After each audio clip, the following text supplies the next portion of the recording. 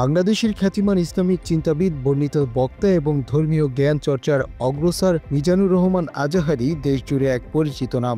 ইসলামের ব্যাখ্যা, ধর্মীয় মূল্যবোধ এবং সামাজিক ন্যায়ের পক্ষে তার বলিষ্ঠ কণ্ঠ দেশবাসীর মাঝে বিপুল জনপ্রিয়তা লাভ করেছে।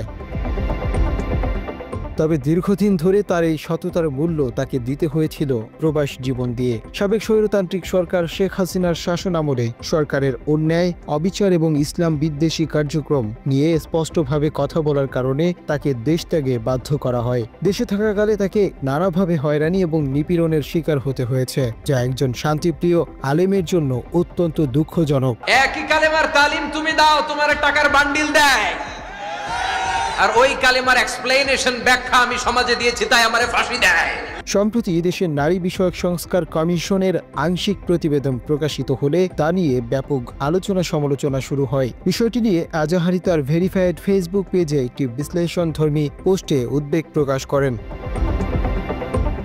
তিনি প্রশ্ন তোলেন, কোনো সংস্কার তখনই যৌক্তিক হয় যখন তা সমাজের ধর্মীয়, নৈতিক এবং সাংস্কৃতিক মূল্যবোধের সঙ্গে সামঞ্জস্যপূর্ণ হয়। কিন্তু এই কমিশনের সুপারিশগুলো এমনভাবে প্রস্তাবিত হয়েছে যেখানে সংখ্যাগরিষ্ঠ মানুষের ধর্মীয় অনুভূতি, বিশ্বাস এবং পারিবারিক কাঠামোর প্রতি উপেক্ষা করা হয়েছে।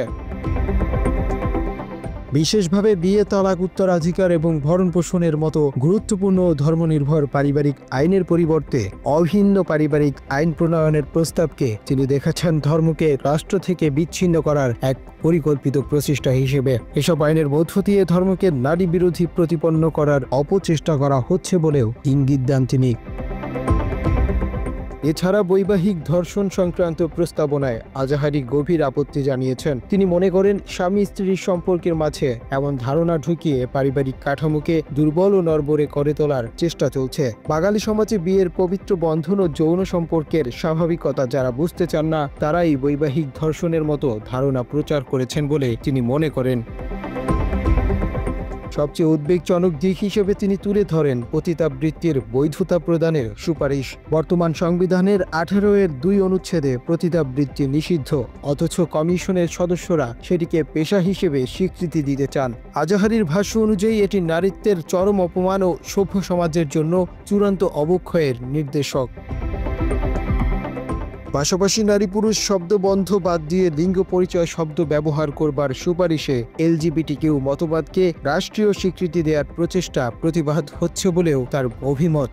তিনি মনে করেন এটি সমাজে অস্থিরতা ও নৈতিক বিভ্রান্তি তৈরি করবে।